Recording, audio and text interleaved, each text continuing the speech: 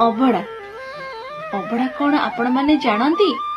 श्रीमंदिर रोष घरे जो चाउल थाए रंधा ताहाको कहती अमुणिया अन्न। अमुणिया अन्न जेतले रंधा हो जाए ताहाको कहती अन्न। अन्न जेतले रोष घर बाहरी आसे ताको कहती छेक। से छेक जेतले भैरवी पीठरे रहे ताहाको कहती भोग।